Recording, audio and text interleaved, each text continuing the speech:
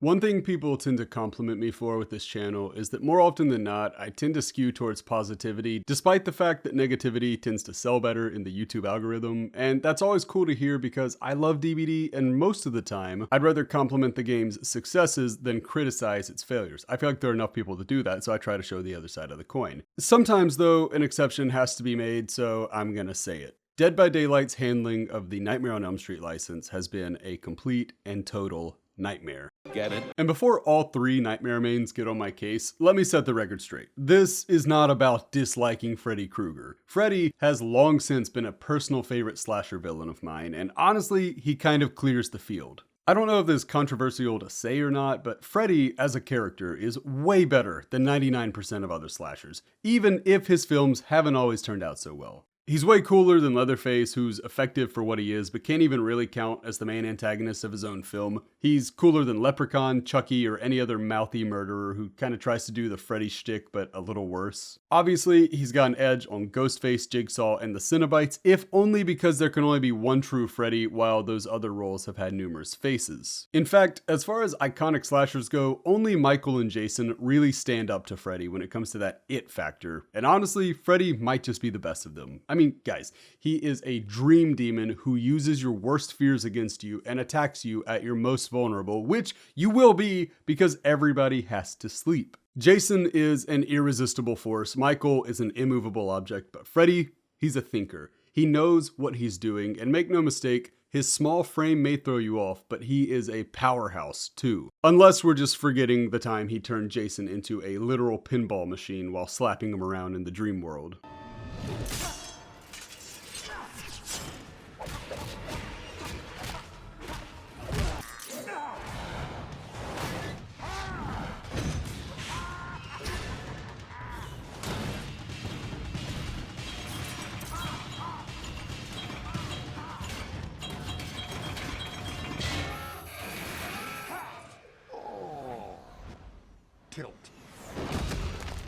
Because that's the thing. When he's in the dream world, he's not just Freddy. At that point, he's Roman Reigns. He's on God mode. He's an unstoppable beast with razor-sharp knives and an even sharper wit. The dude is amazing, and the only reason some of his movies have been hot garbage is because most writers aren't smart enough to write a compelling plot around his overcooked power scaling. Kind of like how the writers for Game of Thrones weren't smart enough to write good dialogue for the clever characters once they ran out of book material. There's nothing in the world more powerful than a good story. And who has a better story than Bran the Broken? Literally anybody! That's why he was left out of an entire season! Nobody cares about Bran! Bran is the worst! Nobody cares! Everybody's got a better story! Ah! Writing is already very hard, but writing intelligently? Tough. Very, very tough. So no, I don't dislike Freddy. I love Freddy and almost everything about the franchise. I just don't love the Freddy we have in Dead by Daylight. And that's not an insult to Jackie Earle Haley, by the way. For all the faults with the 2010 remake, and there were many, Jackie was one of the few bright spots. He brought a methodical, patient energy to Freddy that made him seem like an apex predator stalking its prey.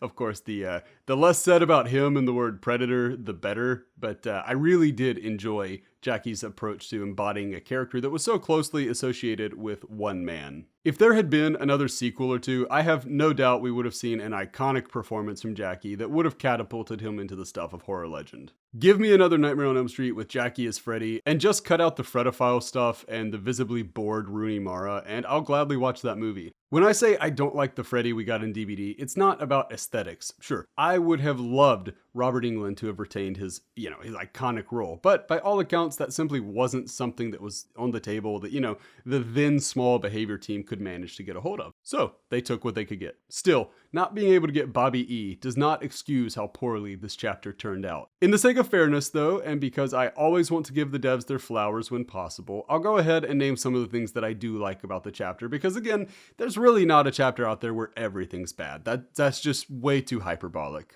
Firstly, the perks are cool. Bloodwarden is super gimmicky, but it also is loads of fun, and its mere existence is enough to keep survivors from lingering at the gates for too long, so I like Bloodwarden, that's cool. Remember Me isn't half bad either, and actually sits in a decently healthy place these days. If you run it with your in-game builds, there's definitely a lot worse you could do, so, it's got a place, it's kind of carved out its niche. And then Fire Up is a total meme of a perk, but I love it, and honestly, it feels great to use. Doing tasks, but doing them slightly faster is a good feeling, and yeah, I like Fire Up. I don't know what to tell you. I like it. We also have to mention Quentin, who was the only good victim character in the film, and who was therefore the correct choice to join the DBD cast. As I already mentioned, Rooney Mara was completely dreadful as Nancy, and while I can't begin to know the events that led to her giving such a poor performance, I'll go ahead and say that her attitude regarding the film really seems to have been just atrocious, and seems to me like she never really wanted to be there in the first place. Which is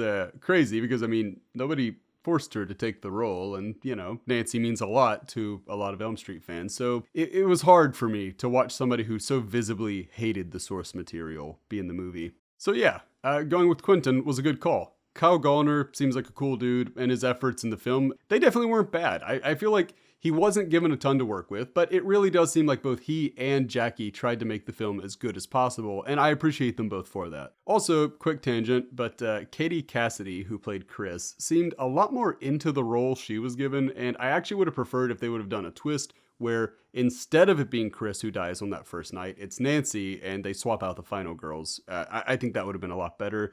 Either that, or have Clancy, Mr. Krabs Brown, be the main character, because that'd be funny, I guess. It's something. But anyway, Quentin. There are pros and cons to his inclusion. I really like his perks, even if they don't tend to be that strong. Vigil has legitimate value due to how much it helps Sprint Burst become even stronger. Wake Up is a guilty pleasure of mine. Again, I love doing basic tasks slightly faster. And then Pharmacy used to be my absolute favorite perk, but they changed it and I found Autodidact, so I'm not that person anymore. All of this to say, the perks for this chapter are actually pretty respectable, and they could have done a lot worse. Now, let's get to the negatives. Let's start with Quentin, because this is a pretty short and simple complaint. When they first added this chapter to the game, Quentin looked, well, he didn't look great. He looked like some kind of pale Githyanki, and everybody made fun of him and Nia, because I guess ugly people are fun to laugh at. Which, yeah. Y'all wonder why I stopped using my face cam during streams. That's why. Years later, Kyle Gallner came out and said he would be happy to lend his likeness to DBD so they can make the character actually look like him, and this would be great, because Kyle is a handsome dude, and I can't see anybody having a problem with him playing the character that he originally brought to life, but for one reason or another, Behavior opted not to add Kyle's face, and instead just to remodel Quentin. Following that, he looks fine.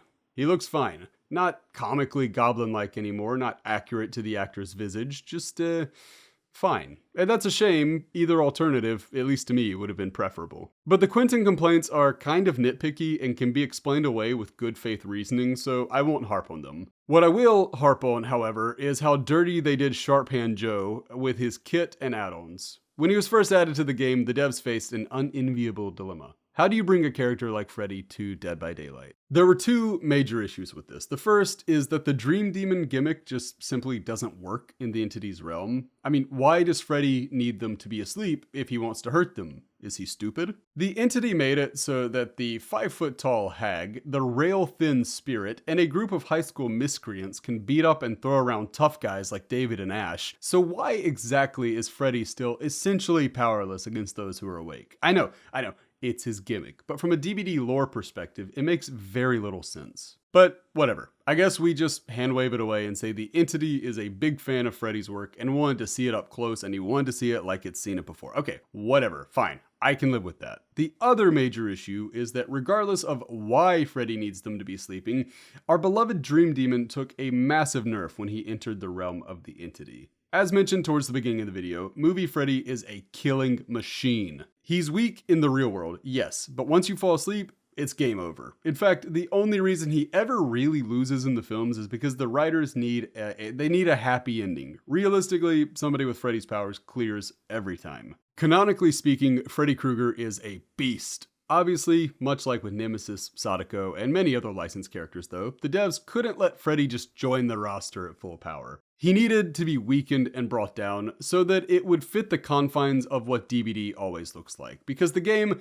it's got this singular and highly addictive loop. And while I love that loop, and while many people love that loop, it does limit killer concepts a tremendous amount. So put yourself in the devs' shoes. You got Freddy, but it's not the version of Freddy that people actually wanted. You got Freddy, but he doesn't make a ton of sense in the game that you've created. You got Freddy, but now you need to take him down a few thousand pegs so that it can be believable that Dwight Fairfield regularly humiliates him. Not a great position to be in, obviously. Anybody can see that, it's fair to point out. Right, okay. Even still, they messed up. The first power was fun, but weak. The dream world looked awesome, the lullaby was iconic, and while there were kinks to work out, Freddy had real potential. As time went on though, he wasn't able to be buffed enough to become viable. He was also a total noob stomper because of his tracking abilities, so it made it to where he couldn't compete at the high levels and he couldn't be beaten at the low levels. And eventually, the devs decided it was time for a rework. In my opinion, this was one of the worst reworks Behavior has ever done. New Freddy combines aspects of other characters, but doesn't do anything uniquely well. His teleport is considerably worse than Sadako and Demogorgon's. His slowdown is considerably less effective than the Clown's. His fake palettes are highly situational and may actually be better than the Doctor's, but Doc still has a better and stronger kit overall with his loop denial and tracking abilities. Freddy is a hodgepodge of killer concepts, and sadly, he doesn't execute any of them especially well. Now, there are people who enjoy playing as Freddy, and that's cool. I'm glad for them, but that's not necessarily a great defense of his design. Every single killer has their fans and has their mains and all that, but this doesn't really mean that every killer is designed well. I don't think anybody would argue that that is the case. And in the case of the Nightmare, it just feels like they took an exceptional character and muted his colors until he was a drab gray. I didn't know you can make Freddy Krueger boring, but here we are. And on that note, the fact that this character doesn't have voice lines should be criminal. I know they didn't start doing killer voice lines until The Plague, but Freddy deserved to be the first. In an era of mostly silent antagonists such as Jason, Michael, and really almost every slasher from the 70s and 80s, Freddy stood out as the villain who not only spoke, but spoke often. He took macabre glee in his work, and while he got a little too cheesy as the films went on, he was beloved for a reason. We live in a world where Dead by Daylight has the rights to Freddy Krueger.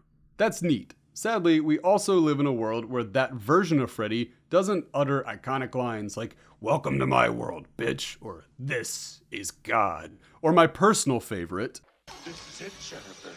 Your big break in TV. Welcome to prime time, bitch." Freddy absolutely should have had lines, and it's a travesty that he didn't get any. Which leaves us with a chapter where we don't get Freddy's best aesthetic, we don't get his true personality, and we don't have his most iconic adversary, by the way, meaning the original Nancy, not Jason, that was a one-off. Still, the decent perks and the surprisingly passionate fan base for the Survivor we did get, seriously, never crossed the Council of Quintons, they're for real. This chapter could have been saved by a great map. After all, a DLC with fun perks, a decent Survivor, an underwhelming killer, and a great map would have been considered, decent at worst. But here is where we come to the nadir of the entire chapter. The Springwood Realm and Badham Preschool.